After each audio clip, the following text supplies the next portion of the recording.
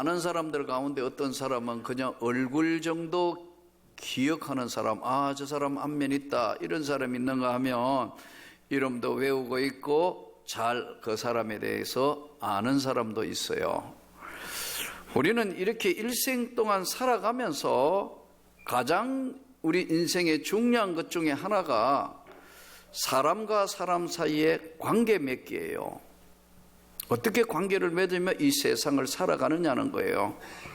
사람이 세상을 살아가면서 여러 가지 관계를 이루지만 첫 번째, 우리가 같이 살고 있는 아내, 남편, 부부도 여러분 정말 좋은 관계를 맺어서 살아야 돼요. 그러지 않으면은 거의 인생 막판에 가가지고 서로 나누어 줄 수 있어요. 요즘에는 황혼이혼 많아졌어요. 조심하시기 바랍니다. 예. 다 내 뜻대로도 아니고 그대의 뜻도 아니고 좋은 관계를 이루면서 세상을 살아야 합니다. 또 한 가지는 부모. 이 부모는 평생 동안 자식을 어쨌든 돌봐야 되는 울타리고, 부모의 심정은 언제나 자식에게 잘해주고 싶은 게 부모예요. 그러나 부모도 자기 할 도리를 못하게 되면 자식에게 짐이 돼요. 짐이 되는 부모가 될 수가 있다고요, 이게. 그러면 자식이 부모를 자꾸 피해요.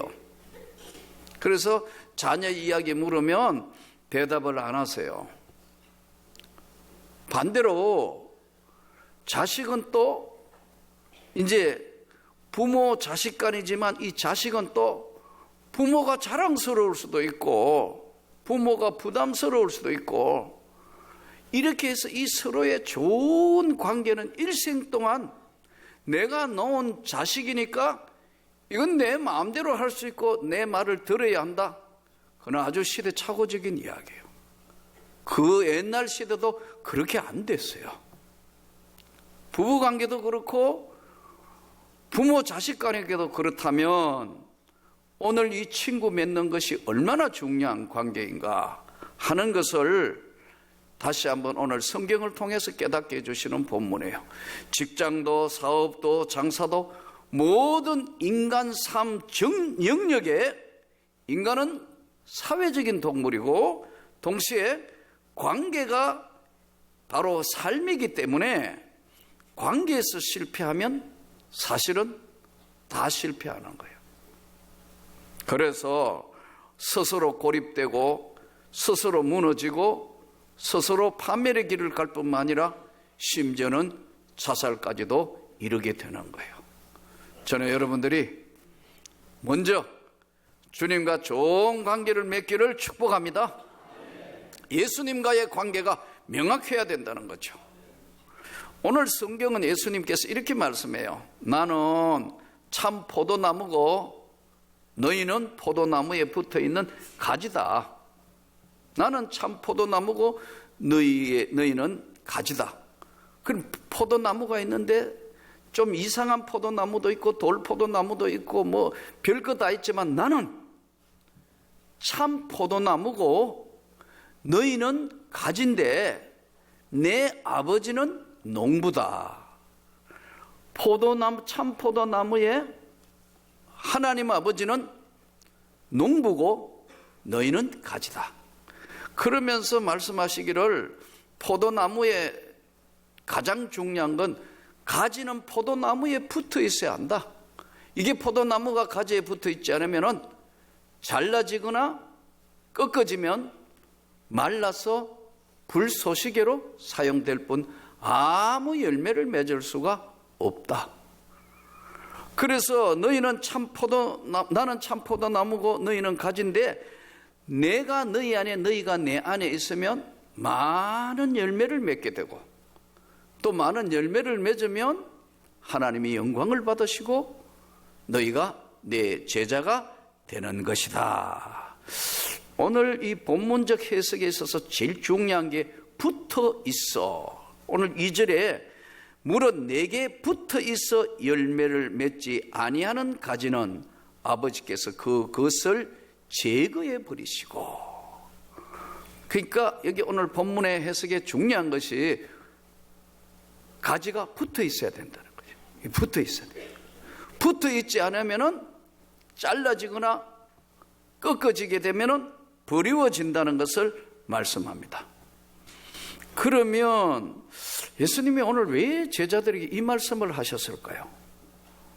제자들이 평생 예수님을 따르는 종들이고, 정말 저들이 예수님을 근접해서 3년 공생애를 따라다니는 저들에게 예수님이 던지는 메시지의 말씀에 포도나무 가지의 관계, 아버지는 농부다. 왜 이런 말씀을 하셨을까요? 관계가 이렇게 중요하기 때문에 그래요. 그러니까 관계에 실패하면 다 실패하는 겁니다. 저는 여러분들이 다른 사람들이 여러분을 좋아하는 사람이 되기를 축복합니다. 예. 모든 사람들에게 그분 참 좋은 사람이야, 참 그분 은혜로운 분이야 하는 좋은 관계를 다 이렇게 맺어야 하는 거예요. 되게 중요한, 그 중에 제일 중요한 게 뭐냐면 주님과의 관계가 아주 중요한 거예요. 붙어 있는 거니까. 붙어 있어야 영생의 가지에서 바로 열매를 맺는 거니까요. 그러면 오늘 예수님이 이 말씀을 하게 된 이유 중에 여러 가지 있겠습니다만은, 예수님이 나는 포도나무고 내 아버지는 농부인데 아버지 하나님은 가지치기 선수예요. 여러분, 이게 길거리에 여기 지금 있는 도로에 있는 모든 나무도 다 가지치기 하신대요. 가지치기. 그냥 놔두면 자기 마음대로 자라가 엉망이기 때문에 다 자르고, 좋은 나무는 다 가지를 쳐서 잘 예쁘게 다듬는 거예요. 그러면 오늘 이 본문을 통해서 사람들이 대부분 세 가지를 모르는 거예요. 이 가지를 치고 예수님이 하시는 말씀의 핵심이 뭐냐면, 사람들이 잘 모르는데 하나님의 뜻이 뭐냐, 가지치기 선수의 하나님의 뜻이 뭐냐면은, 첫 번째 예수님이 가장 중요한 바로 이 말씀을 하실 때 하나님의 뜻이 뭐냐는 거예요. 항상 기뻐해라, 쉬지 말고 기도해라, 범사에 감사해라, 이것이 하나님의 뜻이다, 이렇게 말씀하셨어요. 그러니까 여러분, 우리가 뭘 모르고 신앙생활을 하면서도 뭘 모르고 신앙생활을 하냐면 감사의 능력을 모르고 살아요. 감사가 얼마나 위대한 능력이라는 사실을 모르고 산다고요. 오늘 하루 더 사는 것도 하나님의 은혜라니까요. 감사하다. 정말 감사하면 하나님의 깊은 세계를 깨닫게 되고 바라볼 수 있어요. 그래서 성경이 심령이 가난한 자는 복이 있나니 천국이 저희 것임이 되는 거예요. 이 감사가 능력이라는 사실을 인지를 못해요. 정말 감사해 보세요. 입으로 감사하고, 삶으로 감사하고, 찬양으로 감사하고, 만나는 모든 사람에게 감사하면 이게 능력이에요. 이게 권능으로 나타난다는 거예요. 목사님, 제가 뭐 감사할 게 있어요? 아직 가진 것도 없고 아무것도 없고 힘들고 어렵고 뭐 계속 겹쳐서 시험거리도 오고 고통스러운데. 아니에요. 살아있기 때문에 시험거리가 있는 거예요. 어려움이 있는 거예요. 그럼 바꾸어 생각하면 어려움이 있다는 것은 하나님이 언제나 내게 다시 기회를 주신다는 거예요. 그렇기 때문에 여러분, 감사할 때 분별력도 생기고, 정말 감사할 때 하나님의 놀라운 영광의 빛을 발견하게 되고, 또 하나님이 언제나 좋으신 하나님은 다른 길을 내주세요. 아버지 농부께서 가장 좋은 것으로 가지치기를 해주시니까 무거운 거를 다 잘라주신다고요. 이렇게 감사합시다. 근데 이 감사가 조건절이 되면 안 되는 거거든요. 무엇이 이루어졌기 때문에 감사, 이걸 했기 때문에 감사, 그런 게 아니에요. 그저 하나님의 은혜 앞에 지금 이 순간에 내 삶의 전 영역에 주님 정말 감사합니다. 가지에 붙어 있는 첫 번째가 감사할 때에 이 능력이 발휘되는 겁니다. 그러니까 감사하지 못하면 항상 어려움을 겪어요. 교회도 똑같아요. 초심을 잃고 감사를 잃어버리면 교회도 뭐 커진 것 같지만 내용은 없어요. 교회가 큰 게 목적은 절대 아니에요. 나는 건강한 교회가 되어야 한다고 믿습니다. 예, 내가 이 강단을 지키고 있는 이상은 뭐 밤무대에서가 별짓 다 하던 사람이 우리 교회에 와가 뭐 간증하거나 이런 일은 절대 없어요. 난 하나님 앞에 절대 그렇게 하지 않을 거예요.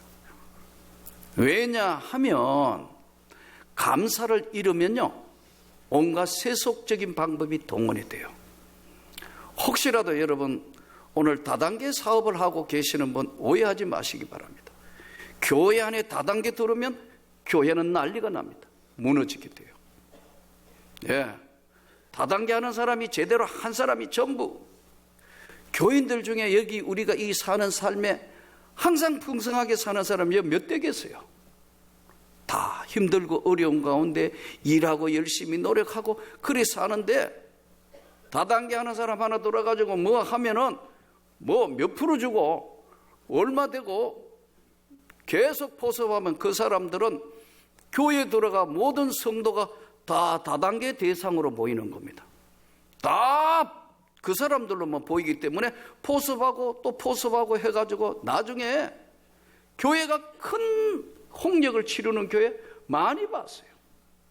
저는 우리 교회는 절대로 감사하고 이런 일이 없기를 축복합니다. 열심히 노력한 만큼, 내가 노력한 만큼 작지만 그거로 감사하고 그거로 선교하고 그거로 하나님 앞에 영광을 돌리는 성실한 삶의 주인공이 되기를 축복합니다. 만일 이 다단계가 돌아가지고 이게 교회 안에 자리 잡기 시작한다? 그러면 여러분 돈 잃고 사람 잃고 신앙 잃고 엉망진창이 되어가지고 하나님의 은혜와 감사는 다 사라져버려요. 진심으로 여러분 오늘 이 자리에 있는 이 자체가 하루의 삶 자체가 하나님의 은혜인 줄 알고 교회 오면 여러분 하나님 앞에 드리는 이 예배가 내 영혼의 감사가 정말 찬양으로 나오는 말씀으로 나오는 여러분 되시기를 축복합니다. 나이 들어서는 욕심을 자제하는 게 감사의 첫 번째입니다. 과유불급이라 지나치면 모자라는 것보다 못하다. 스스로 자제를 하고 절제할 줄 알아야 돼요. 제가 아는 분 한 분 평생 공무원 잘했습니다. 은퇴하셨어요. 공무원들의 돈은 문제 보는 사람이 임재라고 계속 썰썰 투자하고 뭐 하자고 끌어들여가지고 그 돈 퇴직했는 돈 다 투자했어요. 어느 날 그렇게 이자 잘 주고 잘해주던 사람이 잠적해버렸어요. 평생에 예수 믿고 잘 살았는데 자살할까 말까 자살할까 말까 이게 뭐 하는 거예요? 60 넘어서는 여러분의 삶에 지금까지 살아온 것 다 투자하면 난리 나는 거예요. 그렇게 하는 게 아니에요. 그런데 감사할 줄 모르니까 눈이 가려져서 분별력을 상실해버렸어요. 욕심이 잉태한 적 죄를 낳고 죄가 장성한 적 사망을 낳느니라. 여러분이 저도 끝까지 감사하면서 주님과 열린 통로에 세상이 막아도 하나님이 주신 다른 길이 있다는 걸 생각하고 감사하면서 예수님과 가지에 붙어있는 축복이 있기를 축원합니다. 또 동시에 말씀의 능력을 경험하지 못했다고 보니까 말씀의 능력을 잘 모르는 거예요. 이 제자들이. 그게 예수님이 지금 가지치기 이야기를 하시는 거예요. 이 말씀의 능력 중요합니다. 저는 여러분의 가정을 입택 신방하러 가거나 또는 뭐 아니면 신방 가거나 여러분의 사업장이나 어디 신방 가면 제가 가서 좋습니다. 너무 감사합니다. 그것도 보지만 담임 목사님이 제가 제일 먼저 보는 게 뭔 줄 아세요? 여러분 가정에 성경이 어디 놓여 있는가 봅니다. 이 집에는 성경책이 이 집에 어디 놓여 있는 거 봐도 잘 없어요. TV는 어디 있는 거 확실하게 알겠는데, 또 여러분이 중요한 운동기구 이런 거는 어디 있는지 위치가 정확한데 아무리 봐도 평소에 읽는 성경책이 어디 있는지 없어요. 가끔 제가 좀 치우세요 저에게 가끔 이야기하지만 저는 제 눈이 제일 먼저 가는데 성경책 펴놨어요. 일부러 펼쳐놨어요. 그리고 또 여러분 제가 앉는 탁자, 앉은 서재, 움직이는 곳에는 다 성경 펼쳐놨어요. 왜요? 내가 혹시라도 말씀을 떠나서 딴 생각을 할까봐 다 눈이 가는 중요한 자리는 다 성경책 펴놨어요. 그 제발 좀 펼치지 마라 그래도 펼칠 수밖에 없어요. 말씀의 능력이 사라지면 뭐가 문제가 오느냐 하면요, 꿈과 비전이 사라집니다. 세상 것이 침투하고 세상 것이 내 마음을 장악해요. 그래서 여러분 혹시라도 여러분 직장에 눈에 제일 잘 띄는 곳에 말씀을 펴놓으세요. 그러다가 마음이 답답할 때는 다시 또 성경으로 들어가서 읽게 돼요. 이 말씀의 능력을 상실하면 첫 번째 오는 게 뭐냐면 거룩성 상실입니다. 내 영혼의 거룩한 모습이 사라진다는 거예요. 교회에도 가장 중요한 게 거룩성을 상실하면 인간이 모인 단체가 돼요. 하나님의 역사가 사라진단 말이에요. 이 거룩성 문제, 이 거룩성이 있어야 영적 능력이 살아나고 다시 축복의 길이 열리게 되고 기쁨이 회복되고 뿐만 아니라 어렵고 힘들어도 마음의 평안을 다시 찾아요. 가지에 붙어 있으려면 세 가지를 잃어버렸는데 다시 감사를 찾아야 돼요. 조건 없는 감사. 아무 조건 없이 주님께 구원받은 것, 이 이상도 이해하다는 십자가의 보혈의 능력 외에는 나는 자랑하지 않는다. 바울의 고백이에요. 여러분 이것이 전 삶의 영역에 감사가, 말씀이 지배하기를 축복합니다. 세 번째 이 나타난 현상을 볼 때 예수님이 나는 참 포도나무고 너희는 가지인데 내 아버지는 농부라, 가지치기의 말씀을 하시는 이유는 기도의 능력을 제자들이 모른다는 거예요. 여러분 이 기도의 능력은 치유하고 회복하는 능력이 있는데 이 치유하고 회복의 능력이 내 것이 아닌 하나님의 능력으로 기도 속으로 인도하시는데 이 기도는 능력의 기도일 뿐만 아니라 깊은 기도예요. 가장 깊은 기도는 뭘 하면 자기를 보는 거예요. 가장 깊은 기도를 하는 사람은 어떤 응답을 받느냐 하면 자기의 영혼을 들여다볼 수 있는 그런 응답을 받는 거예요. 그럴 때 뭐냐면 하나님은 우리에게 권능으로 우리를 성령으로 감동, 감화, 사로잡는 거예요. 이 사무엘하 15장에 보면은 성골이었던 다윗의 한 생애에 가장 큰 위기가 찾아옵니다. 그게 뭐냐면은 압살롬 반란 사건이에요. 아들이 아버지를 밀어내고 왕이 되겠다고 일어나는 장면입니다. 일부 다처 사회에서는 예전에 이제 결혼을 하는데 아내를 데려오면 그 아내는 한 지역을 대표하는 사람입니다. 그래서 이거를 우리는 세계의 역사 속에도 결혼동맹이라고 그럽니다. 고려 왕조가 결혼동맹으로 전부 호족들을 전부 이제 사돈 맺어서 하고 있던 제도예요. 이게 제국을 다스리거나 할 때는 언제나 이 방법을 굉장히 많이 사용했습니다. 그러면 그 부인과 자식은 어떤 면에는 인질이기도 하고도 그래요. 그런데 다윗에게 이 압살롬은 아들인데도 불구하고 압살롬이 아버지의 왕위를 창탈하려고 합니다. 그래서 한 4년간 다윗에게 재판을 받으러 오는 것을 압살롬이 서서 다 안아주고 위로하고 축복하고 다 해결해 주는 거예요. 한 4년쯤 되니까 나라가 어떻게 되느냐 하면 압살롬을 찬양하고 압살롬이 왕을 능가하는 힘을 가지게 돼요. 성경은 이렇게 해요. 마음을 뺏어 갔더라. 마음을 다 훔쳐 갔더라. 그랬어요. 마음이 이쪽으로 기울었어요. 그러자 압살롬이 아버지 다윗에게 고향에 좀 다녀오겠습니다.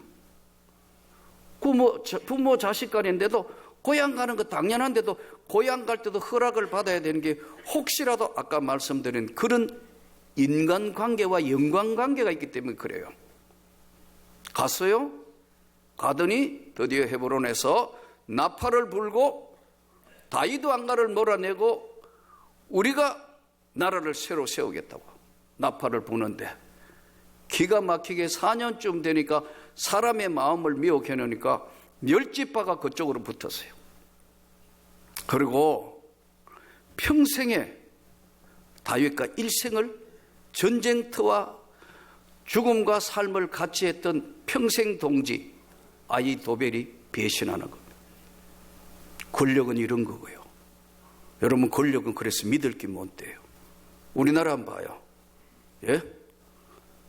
대통령 이승만부터 시작해서 이 짧은 역사 안에도 한번 보세요. 도망가고 죽고 예, 별의별 일 감옥 가고 다 일어나잖아요. 이 짧은 시간 딱 권력이라는 속성이 이런 거예요. 그런데 아히도벨이 딱 배신해가지고 평생에 다윗을 근접에 모셔서 다윗이 생각하고 있는 거 숨쉬는 소리까지 뭐 하는 건지 다 아는 아히도벨이 저쪽으로 붙었다는 사실에 모든 사람이 충격을 받습니다. 그리고 급히 쳐들어오는 바람에 다윗이 얼마나 급했던지 맨발로 울면서 남은 부하들하고 성 뒷문으로 도망을 간다고. 아주 긴급하니까요. 절대절명의 순간이 왔습니다. 그런데 평소에 그렇게 눈여겨보지 않았던 후세가 다윗에게 나타납니다. 왕이여, 나는 부족하지만 내가 왕을 끝까지 지키겠습니다. 다윗이 그럽니다. 내게 있지 말고 저 압살롬 아히도벨에게 가서 너는 그쪽 상황을 정확하게 나에게 전달해 주면서 저들이 작전을 하는 것을 함부로 하지 못하도록 해주라. 후세가 그 명령을 받고 그야말로 잘못하면 죽을지도 모르는데 다시 이제 압살롬 진영으로 들어갑니다. 아히도벨은 다윗을 너무나 잘 알기 때문에 지금 이대로 공격해서 다윗 부하들과 그를 다 죽게 합니다. 이때 다윗 전생애의 성경을 통해서 다윗 생애에 있어서 가장 간절한 기도를 한다고요. 하나님, 죽음이 눈앞에 와 있는데 나만 죽는 것이 아니고 모두가 다 죽습니다. 지키시라고 간절히 다윗이 하나님 앞에 기도하는데 이게 바로 기도의 능력입니다. 아히도벨이 밀어붙이가 가면 다윗은 이미 죽은 것과 똑같은데 후세가 이렇게 제안합니다. 전쟁할 것도 없습니다. 저 몇 명 대도 안 하고요. 우리 다 이제 대군을 몰아가 천천히 압살하듯이 가면요, 이거는 이 전쟁은 끝납니다. 후세가 그렇게 이야기합니다. 어리석은 압살롬이 감사할 줄 모르면 제가 이야기하는 거죠. 분별력을 상실해버려요. 자기를 잃어버린다고. 우리가 오늘 신앙생활하면서 예수님이 가장 중요한 세 가지, 나는 포도나무고 너희는 가지인데 내 아버지는 가지치기 하는데, 이 하나님 앞에 계속 붙어 있으려면 진심으로 감사해야 분별력이 나오는 겁니다. 진심으로 말씀 앞에 있어야 거룩성이 유지됩니다. 진심으로 기도할 때 하나님이 다윗의 기도를 듣고 후세의 작전으로 말려 들어가 가지고 저들이 쳐들어오는데 이미 재정비하는 거예요. 재정비 딱 하니까 다윗은 평생의 무장으로 살아왔기 때문에 후세의 그 작전대로 압살롬이 오다가 나무에 머리채가 걸려서 창으로 죽게 됩니다. 압살롬 반란이 진압되는 이야기 내용들이 사무엘하 15장에 있어요. 우리 인생은 안 그럴까요? 항상 엎치락 덮치락 아무리 하지만 감사 속에 있으면 다 해결되는 줄로 믿습니다. 능력으로 역사하셔서 말씀 속에 있으면 하나님은 내가 아무리 흔들려도 말씀이 나를 붙들어 거룩성을 회복하게 합니다. 바로 오늘 기도의 능력이라는 것이 하나님께서 역사하셔서 금세 응답하신다. 우리도 오늘 이 말씀을 들으면서 내 인생의 동반자 예수 맞습니까? 내 인생의 동반자 예수 그리스도, 그분은 오늘 또 이 자리에 함께 계셔서 우리를 보고 계시고 나는 포도나무고 너희는 가지다 붙어 있어서 하나님의 큰 영광을 나타낼 수 있기를 진심으로 축복합니다.